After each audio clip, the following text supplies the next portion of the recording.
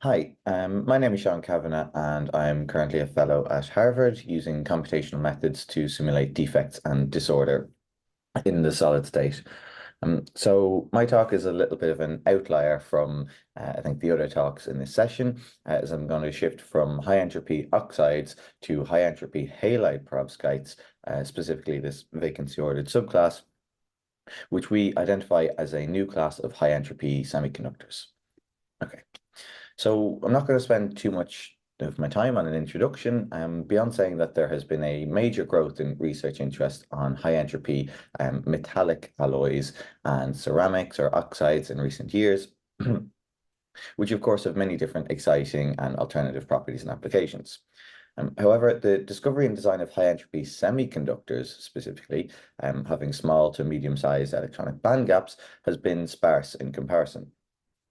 While there are multiple contributing reasons to this, some key ones we can immediately identify are the typically lower melting or decomposition temperatures for these compounds, which may be lower than the temperature required to achieve high entropy mixing, and or the fact that semiconductors tend to exhibit more covalent bonding characteristics as compared to the metallic bonding in high entropy alloys or ionic bonding in high entropy oxides or ceramics. And this more directional bonding generally leads to a higher mixing enthalpies and thus a lower flexibility or tolerance to mixing within this crystal structure. So these are two challenges to keep in mind when thinking about the discovery of potential high entropy semiconductors.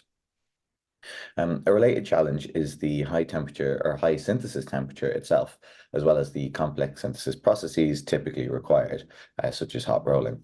So ideally, we would want to identify high entropy materials that can be sustainably produced and at scale by achieving lower synthesis temperatures and with more straightforward processing steps, such as solution synthesis.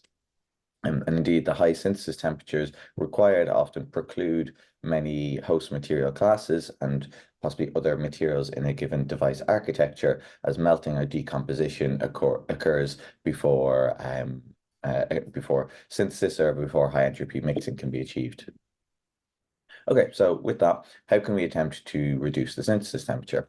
Well, for this, we need to reduce the mixing enthalpies so that our mixing entropy takes over at a lower temperature to give us a thermodynamically favorable mixing and thus our high entropy mixed compound. For this, some target properties we could think of would be a firstly soft or easily distorted lattice, which can easily accommodate variations in the ionic radii without large strain costs. And another would be kind of related to this point I mentioned before about ideally having non-directional bonding, i.e. ionic or metallic bonding, at least not covalent bonding, which yields high structural uniformity, flexibility, and ion solubility by reducing the kind of specificity of bonds in the material and thus minimizing bond breaking or strain energies. So that brings me to the class of material I'm going to be discussing today, which are known as these vacancy-ordered double perovskites. So we can think about this class as basically taking our ABX3 perovskite motif, doubling the unit cell, and then depopulating or adding a vacancy to half of the B cation sites, giving us the so-called vacancy-ordered structure with no more corner sharing between our octahedra. So this material subclass has been investigated quite intensely over the past decade or so, originally as so-called perovskite-inspired materials, and has shown potential in a number of applications, most notably in optoelectronics as a photocatalyst or emitter, as well as being investigated as a potential thermoelectric material. But today I'm going to show how it's recently been identified as a host crystal structure that allows high entropy semiconducting behavior. So in this case, I'm specifically talking about vacancy-ordered halide double perovskites. And so while there are a couple of potential oxidation state combinations that can satisfy this composition ratio, the most explored subclass is that with a monovalent or +1 A-side cation, usually an alkali metal like cesium or rubidium, or potentially an organic cation like metal ammonium, and a tetravalent B-site or M here cation, such as one of the metals listed here, so tin, tellurium, titanium, etc.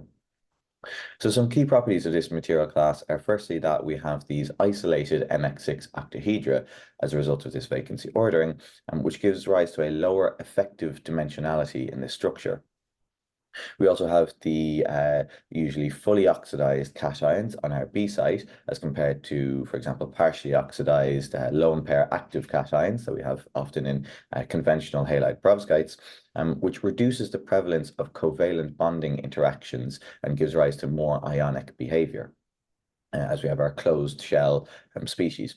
And lastly, a key point about these materials is that in the non-mixed form, at least, they can be synthesized at low temperature in solution, whether it's nanocrystals, thin films, or single crystals. So beyond this, some key findings about the properties of these materials revealed by combined computational and experimental research, both from us and others in the past couple of years, is that this low effective structural dimensionality results in weak orbital hybridization between octahedra, further reducing any covalency in the bonding of these compounds. Moreover, we find van der Waals interactions, so van der Waals dispersion interactions, to contribute significantly to the attraction between octahedra, resulting in about a 10% volume contraction with important effects on the electronic structure and the thermodynamic properties of these compounds. So some consequences of these properties are that we end up with effectively a zero-dimensional or molecular salt-like behavior, with most of the properties being dominated by the intra-octahedral MX6 interactions. As alluded to above, it also means that ionic and van der Waals bonding dominate in this system with negligible covalent contributions, which is relatively rare for a low or medium bandgap semiconductors, and will be key to their application as high-entropy compounds. Finally, it also results in the presence of these ultra-strong excitonic binding or binding effects in these compounds, which can be beneficial for emission applications, as well as being interesting from a physical perspective, especially in the mixed compositions. So if we remind ourselves of the target properties I mentioned earlier for achieving low synthesis temperatures, we can see that these are now achieved by firstly having this vacant space between octahedra, which can be easily modulated as expected and demonstrated by the significant impact of the relatively weak van der Waals interactions on our volume, as well as the negligible covalency giving rise to non-directional ionic and van der Waals bonding as desired. Okay, so do these expectations actually play out when we compute the mixing energetics? Well, to do this, we generate simulation supercells of the chosen mixed composition, where we assume a random distribution of cations in the compound. This involves using the special quasi-random structure approach, in which the cations are arranged quasi-randomly, such that the radial correlation functions match that of an infinite perfectly random arrangement. We can then calculate the mixing energies with hybrid density functional theory, including spin-over coupling, to ensure that we're getting an accurate estimation of these energies. So for this example case shown here, where we looked at mixing tin and titanium on the cation site, we find a mixing enthalpy, which is shown here in blue as a function of the mixed composition ratio, to be extremely small. It's basically negligible, coming in just above zero. In fact, these mixing enthalpies are so small that when I first plotted them, I was sure I had made a mistake, but no, I double and triple checked, and the mixing energies are in fact tiny. As such, our free energy of mixing, shown here in green, is dominated almost entirely by the entropic contribution, shown in orange, underneath at room temperature, and is found to be negative under all mixing compositions. So we expect these compounds to easily mix under relatively low temperatures. And in fact, thermodynamically speaking, we expect cation mixing to be favorable even at very low temperatures like liquid nitrogen, though of course in that case kinetic barriers would likely be an issue. So looking into the calculation results, we can see that this behavior can be ascribed to, firstly, the weak interoctahedral cation interactions that I mentioned earlier, with negligible covalent interactions, and so only electrostatic and van der Waals interactions between octahedra. And so substitution with a homovalent or equally charged cation minimally impacts this bonding in the system. Moreover, we find that each individual octahedron retains the ideal cation-halogen bond lengths as found in their pure endpoint compositions, which can differ significantly from each other. And rather, it's the vacant interoctahedral space that modulates and deforms to accommodate the changes in ionic radii and lattice parameter upon cation mixing. So this is kind of following our earlier expectation with this easily distorted crystal structure, and meaning we have essentially negligible strain costs upon mixing in this material as well. So combined, these results result in or yield minimal disruption to the bonding in these crystals upon cation mixing, and thus an extremely low enthalpy cost to mixing.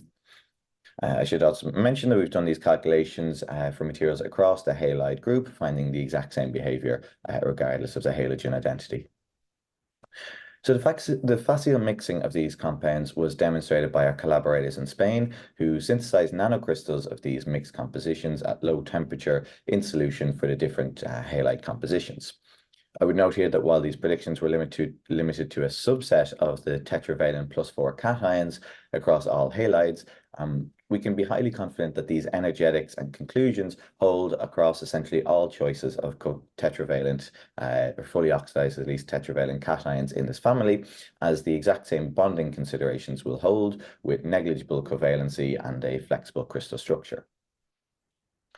And to convince you, if you don't believe me, I'd like to highlight this paper, which came out a couple of months after our work on the tin and titanium systems towards the end of last year. So it's a really nice study from the group of Peidong Yang, where they demonstrated the room and low temperature synthesis of single crystals in solution for this crystal family, producing high entropy halide perovskite-like semiconductors with up to 6 cations mixed together in almost equal ratios.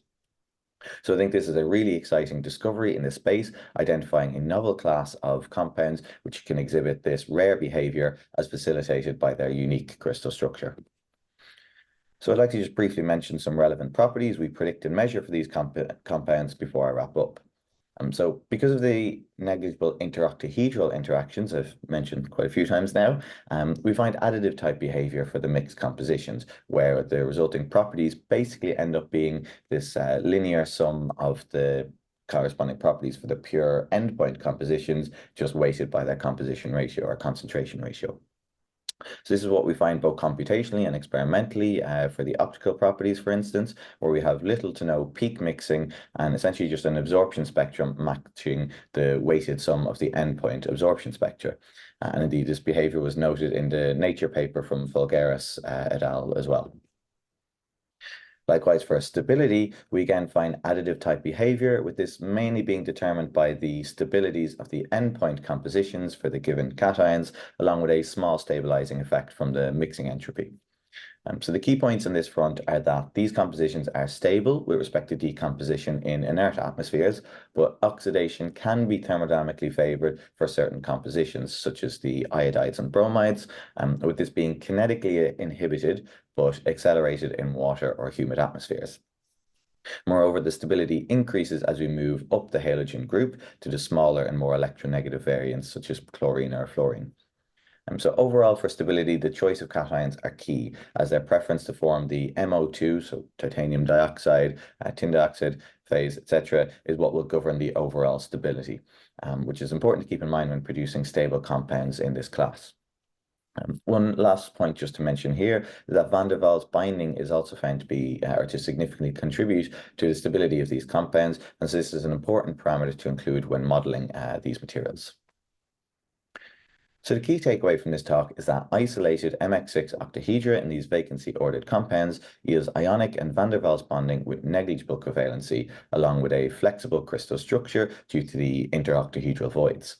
The consequences of this are that we obtain ultra-low mixing enthalpies, facilitating the facile low-temperature solution synthesis of mixed compositions, and thus yielding a novel class of high-entropy semiconductors, which have the additional properties of being easily synthesized, relatively low band gap, and excitonic as well. So just before finishing, I wanted to mention some final notes. As I said, for modeling these materials, some important considerations are the presence of van der Waals interactions, which have significant effects on the volume, electronic properties, stability, etc. And so these must be included when modeling these compounds. Moreover, as we have shown, these compounds have highly excitonic behavior, for which standard DFT is unsuitable for predicting this behavior, and so this needs to be considered when modeling these materials. As well as this, other studies have shown that the halide mixing, as well as the cation mixing in these compounds, is also relatively facile. Not as easy as the cation mixing, but still quite low energy. And so we can think that we could actually make high entropy mixed cation, mixed anion semiconductors in this class.